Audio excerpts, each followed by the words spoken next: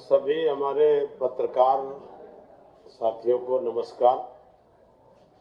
और आज हम लोग यूपी टेक्सटाइल गारमेंट पॉलिसी 2022 जो अभी हमने पिछली कैबिनेट में हम लोगों ने पास किया और आज उसका जीओ भी जारी हो गया है, उस पॉलिसी पर चर्चा के लिए हम आपके बीच में आए हुए हैं। क्योंकि वस्त्र एवं परिधान उद्योग तेजी से वृद्धि के साथ भारत दुनिया का छठा सबसे बड़ा निर्यातक देश है।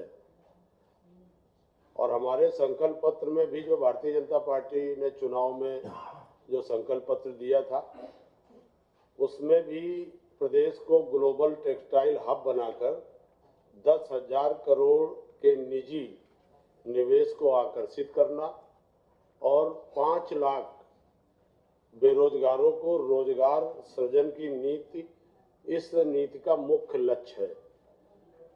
प्रदेश देश का सबसे बड़ा घरेलू बाजार है।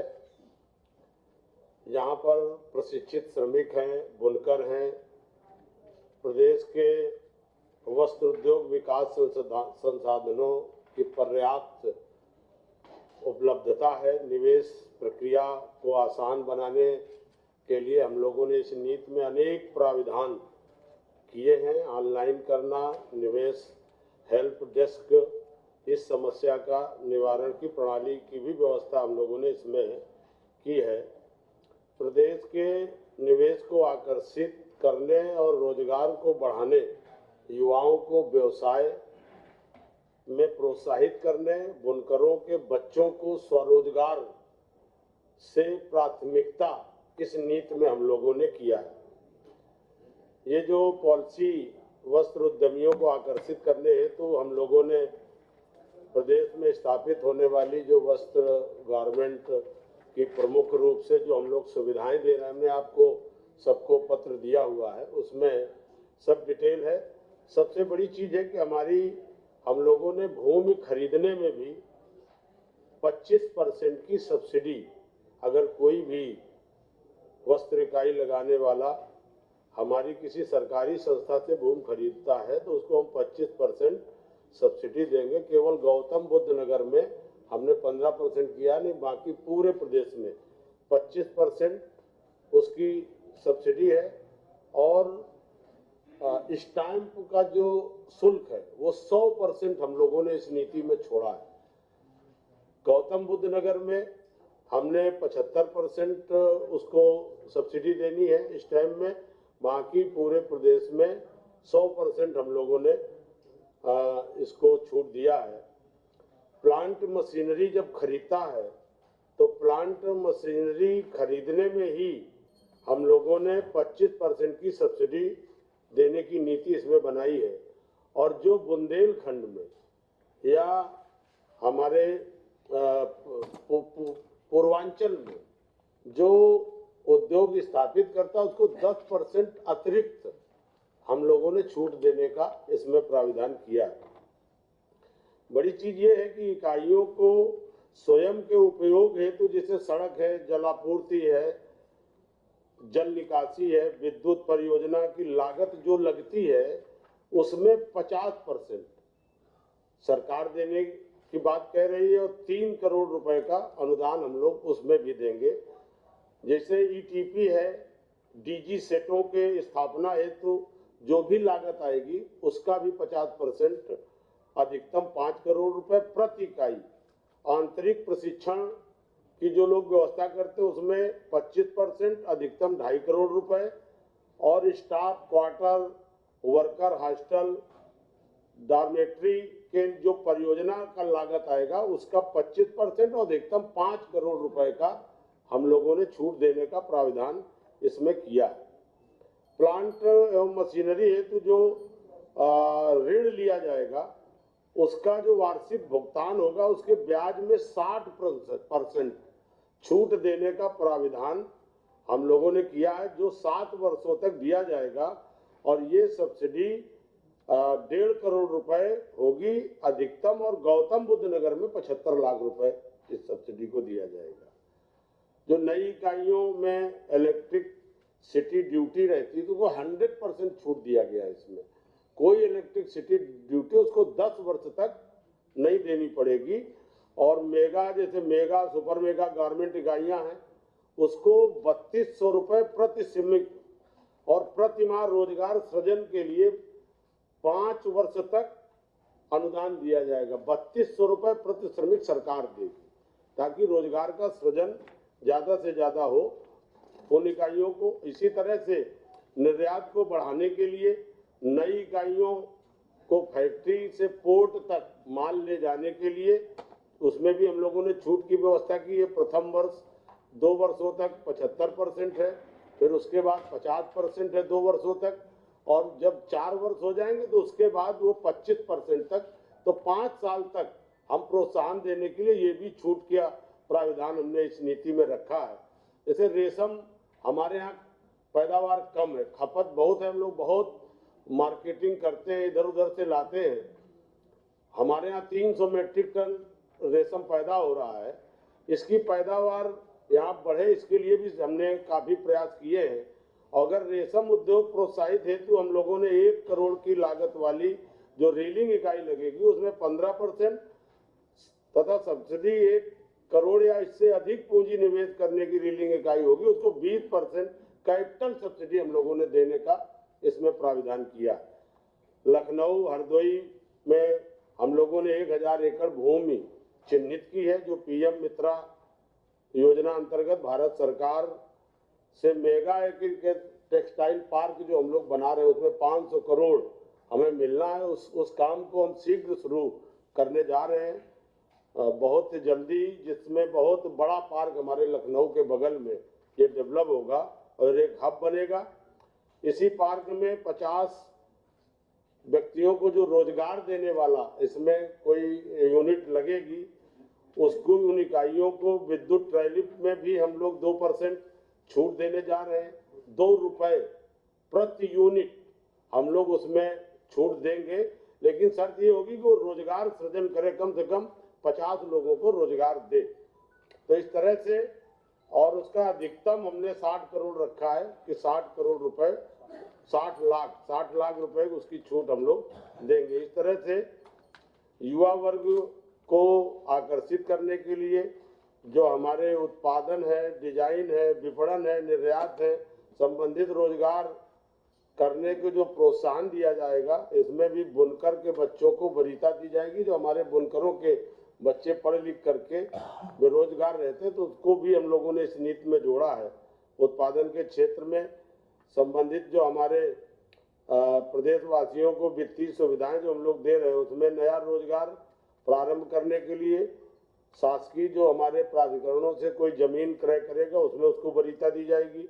जो हमारा बनारस में इंडियन इंडस्ट्रीज और हैंडलूम टेक्नोलॉजी में जो जिसने 3 वर्ष का डिप्लोमा ले रखा है, जो छात्र है उसको 5 से 20 अगर कोई पावरलूम लगाता है हथकरघा या 5 से 10 पावरलूम स्थापित करता है, बुनाई का नया रोजगार शुरू करते तो प्रोजेक्ट का 75% सब्सिडी हम लोगों ने दी है। जो आज तक ये नई चीज हम लोगों ने दी, 75% सब्सिडी हम लोगों ने देने का प्रावधान किया, जिससे हमारे तमाम वो युवा रोजगार जो रोजगार के लिए, नौकरी के लिए घूमते हैं, वो अपना स्वयं रोजगार स्थापित कर सकें।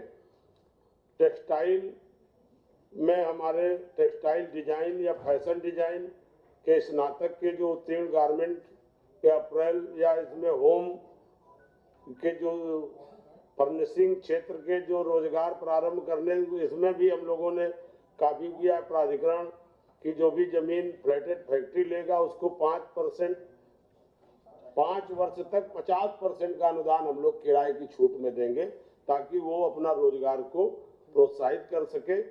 इस तरह से नए रोजगार प्रारंभ के लिए जो स्थापित प्लांट मशीनरी अवस्थापना लागत, उसका भी 75% अधिकतम 25 लाख रुपए हम लोगों ने छूट का प्राविधान किया है। डिजाइन क्षेत्र से संबंधित जो नया रोजगार प्रारंभ करने के लिए वित्तीय सुविधाएं, उसमें भी हम लोगों ने डिजाइनिंग स्नातक उत्तीर्ण करके जो कोई डिजाइन स्टूडियो स्थापित करना चाहते हैं या उन्हें प्रोजेक्ट कास्ट का 75% इस पर भी और अधिकतम 30 लाख रुपए तक हम लोगों ने छूट देने का प्रावधान किया है। इसी तरह विपणन से संबंधित भी नया रोजगार प्रारंभ करने के लिए तमाम वित्तीय सहायताएं हम लोगों ने इस नीति में दी है, जो आपके हाथ में देख सकते हैं आप। इसमें प्रदेश के संगठित युवाओं को वस्त्रों की बिक्री को बढ़ाने के हेतु विपणन व्यवस्था के साथ साथ ऑनलाइन बिक्री मार्केटिंग कंपनी बनाकर नया रोजगार प्रारंभ करने के लिए प्रोत्साहन स्वरूप जो ऑनलाइन कोई कंपनी बना करके, उसमें भी 75% अधिकतम 50 लाख रुपए तक की हम लोग अगर प्रति कंपनी जो बना के आएगा तो 50 लाख तक की छूट देने का हम लोगों ने प्रावधान किया है। इसी तरह से हमारे जो आउटलेट खोलने में, प्रत्येक आउटलेट में 3 वर्षों तक बिक्री होने पर निम्नवत सहायताएं दी हैं, जिसमें 50 आउटलेट पर 2 करोड़ रुपए, जब बिक्री प्रतिवर्ष 4 करोड़ की हो, 100 आउटलेट पर 4 करोड़ रुपए, बिक्री प्रतिवर्ष न्यूनतम 8 करोड़ हो, 200 आउटलेट पर 8 करोड़, बिक्री न्यूनतम 16 करोड़ हो, और 500 आउटलेट पर बिक्री हो कम से कम 20 करोड़ रुपए की, तो उस पर भी हम लोगों ने इस पर 80% प्रदेश से बाहर स्थापित किए गए हो, इनको भी 25 आउटलेट जो खोलता है उसको 2 करोड़ रुपए प्रतिवर्ष बिक्री करता है, उसे भी वन टाइम 2 करोड़ का अतिरिक्त अनुदान देने का प्राविधान इसमें है। तो निर्यात हेतु भी तमाम हम लोगों ने इसमें सुविधाएं दी हैं, जिसमें जो भी हमारे एक्सपोर्ट हाउस होंगे प्रदेश के प्रारंभ कर पंजीकरण आदि में जो व्यय शुल्क आएगा उसका 75%, अवस्थापना सुविधाओं की लागत का 75% अनुदान और अधिकतम 20 लाख रुपए हम लोगों ने देने का प्रावधान किया है। इसी तरह बायर, सोलर मीट क्रेता विक्रेता जो संगम प्रदेश के जो उत्पादित वस्त्रों को निर्यात को बढ़ाने हेतु वर्ष में जो प्रदेश की पश्चिमी और पूर्वी क्षेत्र में एक वायर सोलर मीट का आयोजन कराया जाएगा, जिसकी आवश्यक व्यवस्था है तो अधिकतम 20 लाख रुपए प्रति वायर सोलर मीट पर व्यय किया जाएगा। निर्यात से संबंधित संस्था कोई अगर वायर सोलर मीट आयोजित करती है तो कुल लागत का 50% अधिकतम 10 लाख रुपए की छूट उसको दी जाएगी। फैशन शो का जो आयोजन करेगा उसको भी विपणन बढ़ाने के लिए संस्था द्वारा प्रदेश के 2 बड़े महानगरों में शो आयोजित करने पर 20 लाख रुपए प्रति फैशन शो व्यय किया जाएगा।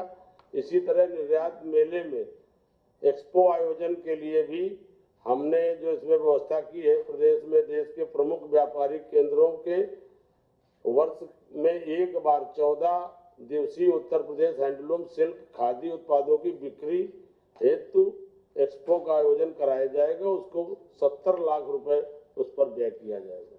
इस तरह से जो ये गारमेंट पॉलिसी पहली बार हम लोगों यूपी सरकार ने अभी 17 से जो हमारी 12 अक्टूबर तक थी, और हम लोगों ने 13 तारीख को इसको कैबिनेट में पास किया है, जिसका जियो जारी किया है। इसकी पर निवेश की बड़ी संभावना है उत्तर प्रदेश में। अभी एमएसएमई नीति हम लोगों ने आपके बीच में रखी थी, उस पर भी हम लोगों ने एक नए तरीके से जो उसमें ब्याज में सब्सिडी हम लोगों ने सूक्ष्म को 50% दिया, उस पर भी 25% अनुदान। तो इस तरीके से जो हमारी नीतियां बनी हैं उनका लाभ हमारे बेरोजगारों को मिलेगा। ज़्यादा से ज़्यादा रोजगार यहाँ पर लोग स्थापित करेंगे, उद्यमी अपना उद्यम, तो ज़्यादा से ज़्यादा लोगों को रोजगार का सृजन भी होगा। ये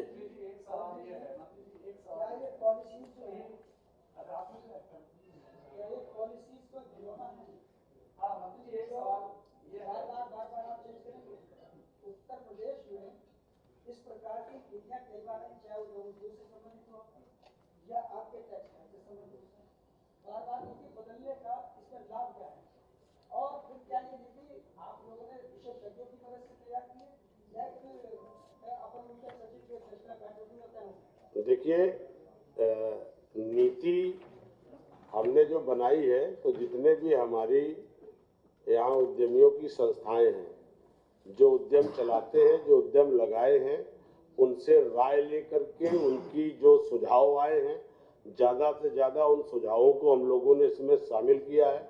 यहाँ उद्योगों की बड़ी जो जितने भी संगठन हैं, सबकी बैठक कर करके हम लोगों ने, और जो तमाम तरीके की लोगों ने कहा कि गड़बड़ियां हैं जिनसे लाभ लोगों को नहीं मिल पाता है, उनको हम लोगों ने हटा करके नए तरीके से इसमें हम लोगों ने नियम बनाए हैं, जिसमें हमारे उद्यमियों को दौड़ना न पड़े और आसानी से इन नीतियों का वो लाभ उठा सके। एक सवाल ये है कि 2017 वाली जो पॉलिसी थी, उसमें हम लोगों ने कितनी परियोजनाएं स्वीकृत की और कितना उसमें धनराशि का वितरण हुआ, कितनी परियोजना इसमें कितनी कहना यह है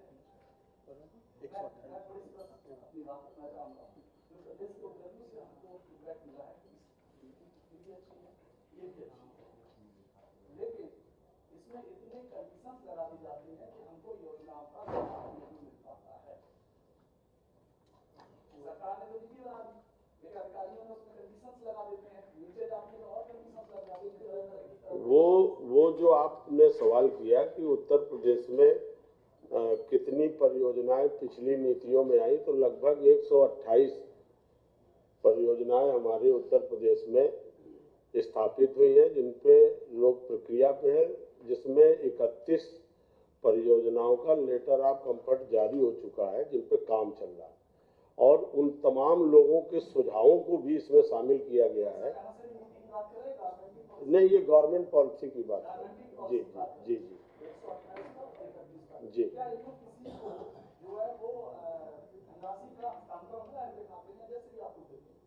अब इसमें जो 31 लोग हैं, इनको एक का हो गया है।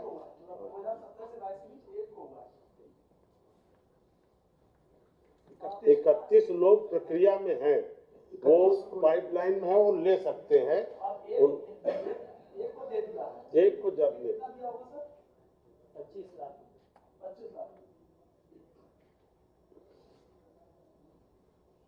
सरकार के जो बताएंगे जो समय पर स्थापित हुए, जैसे नगीना बताइए 100 एकड़ में है, करोड़ों की संपत्ति है, उसको चलाने के लिए कोई आपकी पहल या और भी जो इस प्रकार की बीमार इकाइयां हैं जो कि आपका उत्पादन करती है सरकार का, उनके बारे में कोई आपके पास अपडेट है? देखिए, टेक्नोलॉजी इतनी बदल चुकी है कि जो पुरानी इकाइयां वो लगी थी, उनको अगर आप कहें कि हम उनको चला दें तो नहीं चला सकते। अब उन जमीनों का हम लोग जो इकाइयां हैं, उन जमीनों को लेके एमएसएमई पार्क छोटे छोटे बना करके नए उद्यमियों को हम लोग वहाँ बसने का मौका दे रहे हैं। अब उन इकाइयों को हम लोग नहीं चला सकते और ना वो चल सकती। रियल एस्टेट कारोबारियों के लिए दरवाजा खोला है आपने। उत्तर प्रदेश में जितने भी सरकार के उद्यम आए हैं, जिनमें जमीन का आवंटन हुआ, क्या किसी का रिपोर्ट कार्ड आपके पास है? कोई जमीन इस्तेमाल किसी और के लिए हुई?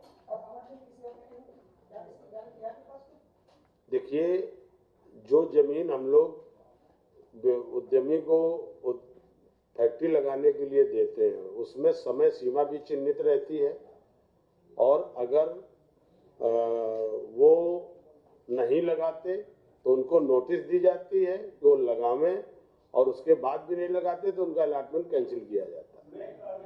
इसमें जो भी समय सीमा समाप्त होती है उसके बाद लोग पेनल्टी भरके एक्सटेंशन लेते हैं, टाइम एक्सटेंशन मिलता था, वो टाइम एक्सटेंशन पे 1 महीने का नहीं 3 साल का टाइम एक्सटेंशन मिलता है। तो वो अगर छोटी सी पेनल्टी देके किसी ने समय ले लिया 3 साल का, तो उसका आपने क्या व्यवस्था की है जिससे वो एक्सटेंशन ना लेकर दूसरों को उसका आप ऑन करते हैं?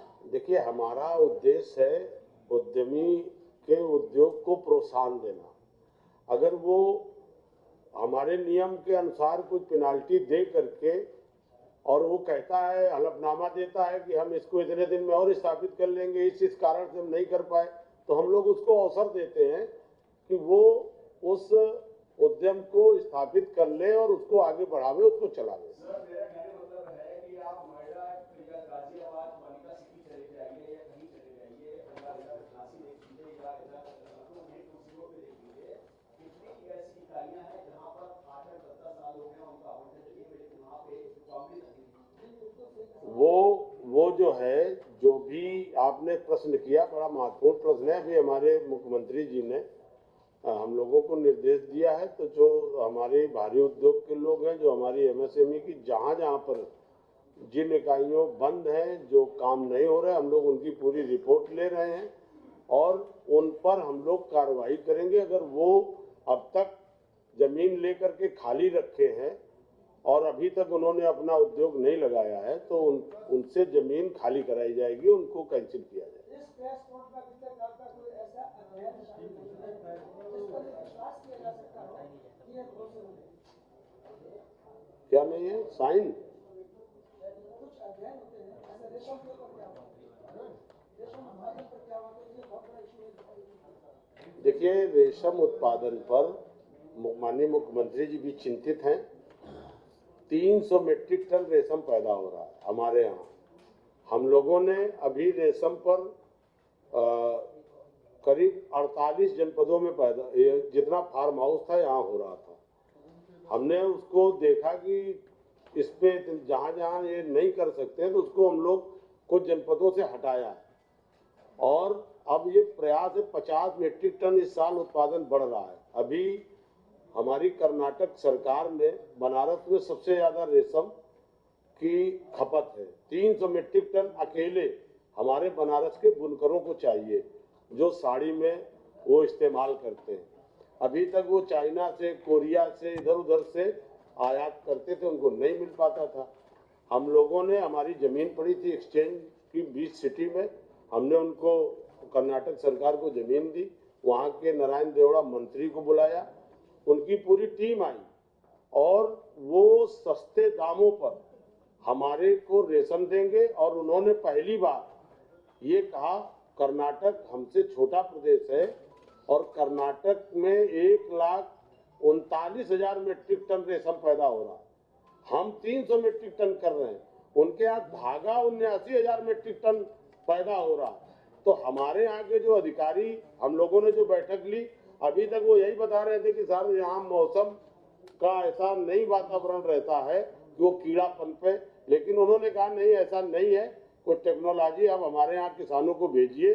तो हम लोगों ने एक नीति बनाई है कि हमारे यहाँ जितने भी रेशम के उत्पादन से किसान जुड़े हैं उनको हम लोग कर्नाटक भेजेंगे हम, और वहाँ से प्रशिक्षण दिलाएंगे और प्रयास करेंगे कि हम अपने उत्तर प्रदेश में रेशम के उत्पाद को बढ़ावें।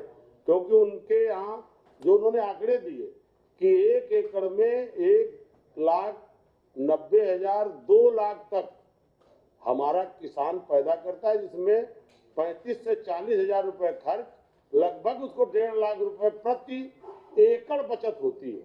रेशम की खेती करने वाले हमारे यहाँ उस टेक्नोलॉजी की खेती नहीं हो रही है, हम इस पर प्रयास कर रहे हैं। रेशम की खेती उत्पाद को बढ़ाने के लिए लगातार हमने कई कार्यशालाएं कर रखी हैं और आगे आने वाले दिनों में आपको इस उत्पाद को हम लोग बढ़ाने का पूरा प्रयास करेंगे और अपने किसानों को भी हम लोग प्रशिक्षित करेंगे कि इस खेती से वो जुड़े जिससे कि उनकी भी आर्थिक आमदनी बढ़ सके। निकाल दिए, आईडी निकाल दिए, आईडी निकाल दिए। चलिए आखिरी प्रश्न पूछ लीजिए।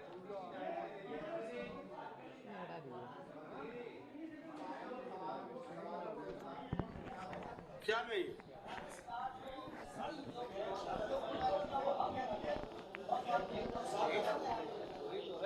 देखिए, बनारस में नहीं, पूरे प्रदेश के लिए हम लोगों ने नीति लाई है।